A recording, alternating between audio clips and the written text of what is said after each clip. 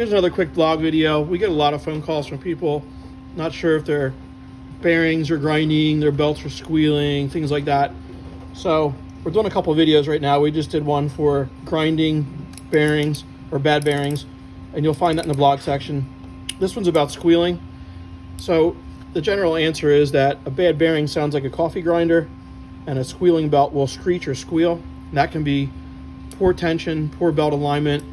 If you're using an oversized alternator on a V-belt, for example, it doesn't have enough friction to hold on, and you'll get a squealing condition.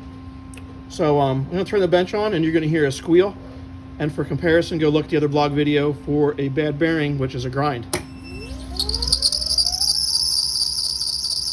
you go. Hear that screech?